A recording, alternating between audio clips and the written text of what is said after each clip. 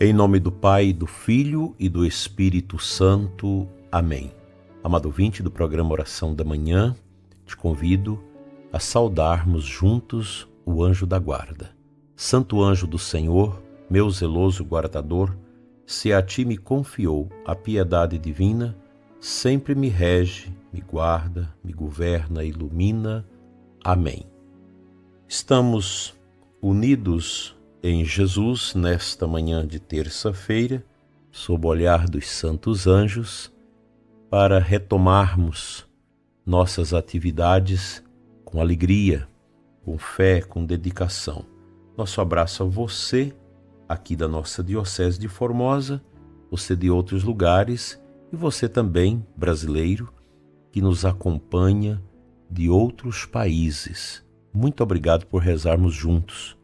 Formamos esta unidade orante da família Oração da Manhã, suplicando a Deus pela nossa santidade pessoal, pela nossa conversão, pelo nosso arrependimento e também pela evangelização dos povos, pelo crescimento espiritual nas nossas comunidades e paróquias, suplicando ao bom Deus que nos dê a graça da evangelização. Evangelizar, levar Jesus a tantos corações. Essa é a finalidade precípua da Igreja, evangelizar.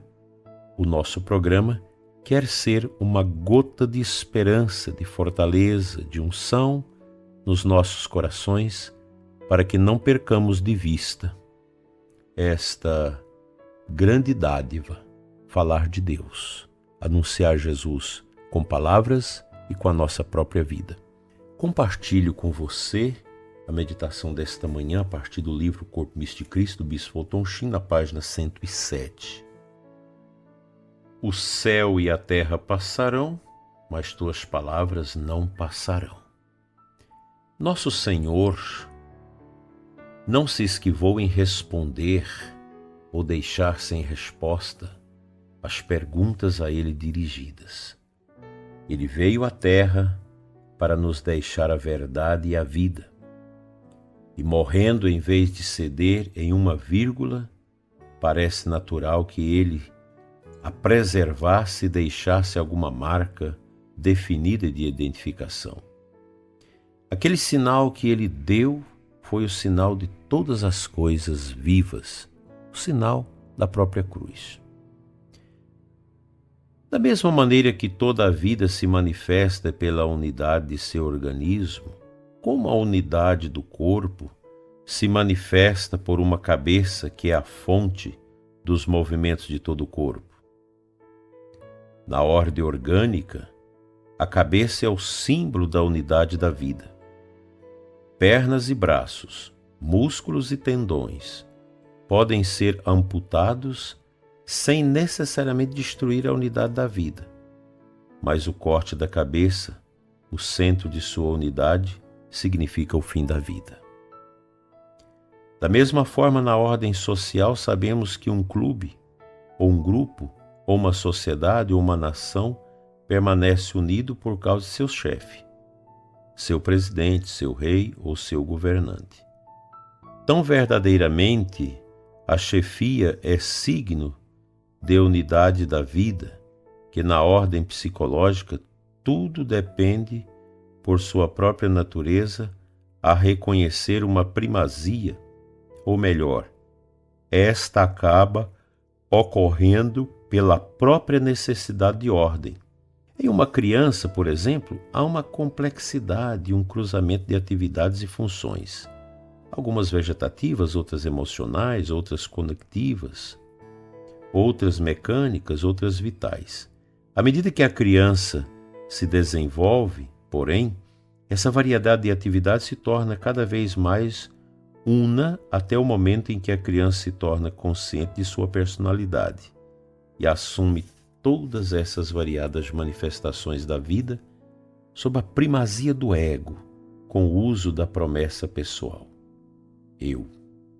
A vida, então, por sua própria natureza, expressa sua unidade em um centro de referência, em um cérebro, em uma cabeça, com um primado da personalidade. Portanto, se a vida de Cristo e sua igreja é una, a óbvia maneira pela qual poderíamos esperar que Cristo identificasse seu corpo após sua ascensão seria através de uma cabeça visível ou de um primaz. Ele era sua cabeça invisível, mas isso não o impediria de deixar um representante visível de seu comando, assim como sua divindade não impediria de usar homens como pregadores de sua palavra, a água como canal de sua graça regeneradora e o pão como meio para a comunhão de sua vida eterna. O que esperamos, portanto, que Cristo faça pela sua própria natureza das coisas é o que ele faz de fato. Ele designou uma cabeça visível para seu corpo, como símbolo de sua unidade com ambas.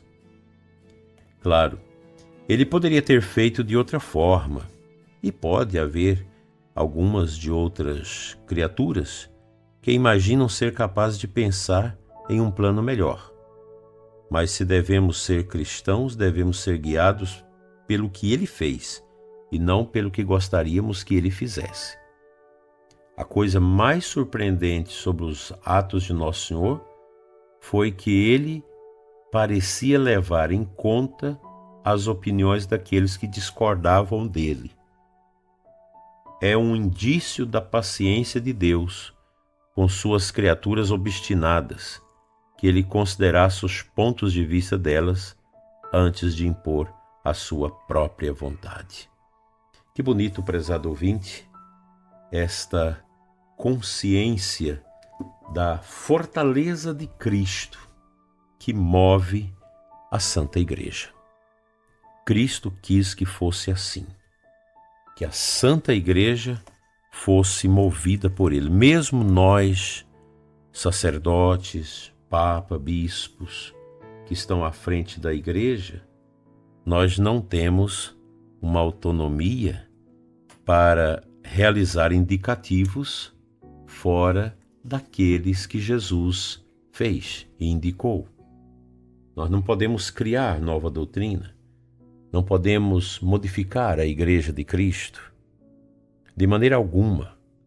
Nós sabemos que cada época, cada tempo tem uma espécie de ventania. E nós precisamos conhecer essas misérias, essas tentações, essas oposições que se fazem a Cristo, mas sem jamais ceder. Cristo é a verdade. A verdade não se discute. Não se discute o seu primado na igreja como cabeça da igreja. Não se discute mudar o seu evangelho. Jamais. Até porque nós podemos lembrar aquela temática do Ano Santo 2000, com o Papa João Paulo II, que tinha aquelas 5 pombinhas, cada uma representando uma cor do continente, e ali no meio a palavra, Cristo mesmo, ontem, hoje e sempre. Nosso Senhor é sempre o mesmo. Deus é Deus. Deus é sempre Deus. Não muda. A igreja, ela é governada por esta cabeça espiritual, que é nosso Senhor Jesus Cristo. Também todos nós, na nossa vivência espiritual, somos conduzidos pela força de Cristo. Nada maior do que isso. Que nosso Senhor nos ajude a compreender esses mistérios para melhor lhe servir, amar e adorar.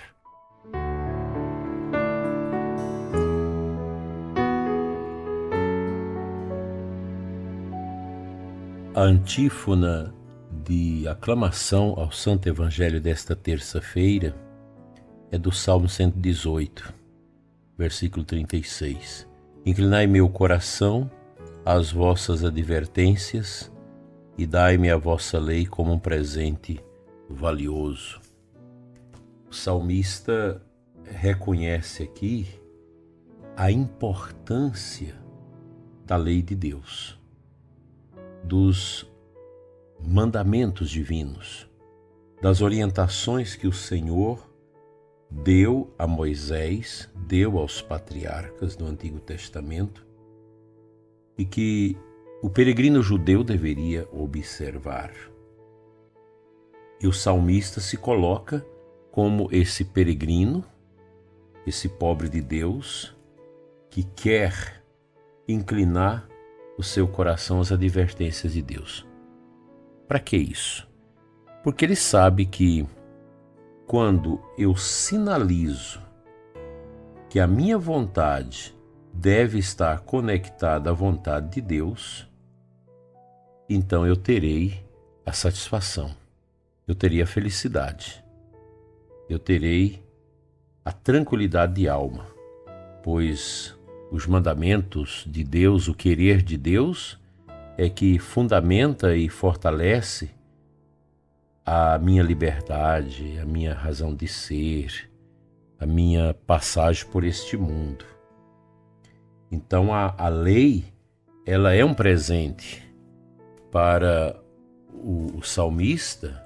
As orientações divinas, os mandamentos, não são pesados, não são cargas, não são opressões que vêm sobre nós. A gente vive nesse mundo agora que todo mundo quer fazer o que quer. Quer que a igreja seja um espaço onde você louva a Deus, mas sem que nada incida sobre a sua liberdade, sobre a sua vida, sobre a sua maturidade. É uma igreja mundana que muita gente quer.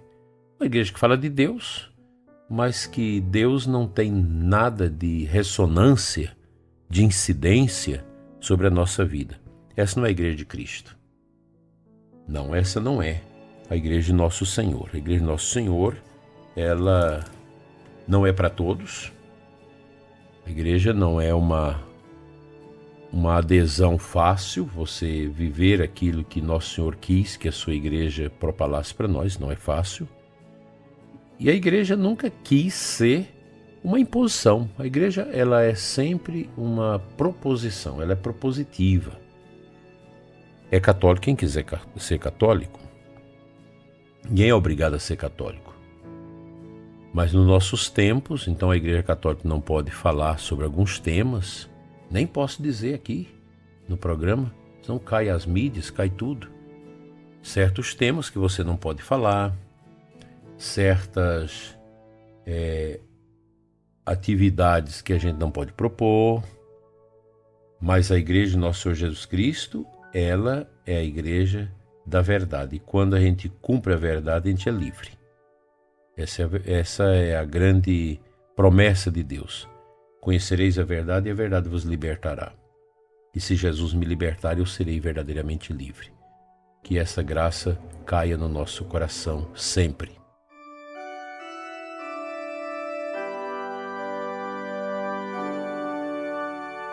Eu peço a Deus neste momento pelos doentes, são muitos enfermos que escutam o nosso programa, inclusive cancerosos, pessoas terminais, pessoas que passam por grandes provações. Senhor nosso Deus e Pai, abençoa, cura, liberta, restaura, dê vitalidade, fortaleça o coração dos enfermos que nos assistem, para que levante o ânimo e possam correr sempre aos teus braços, Senhor. Fica, Jesus amado, no coração dos que sofrem. Amém. O Senhor te abençoe e te guarde em nome do Pai, do Filho e do Espírito Santo. Amém. Fique em paz, um bom dia para você e a sua família.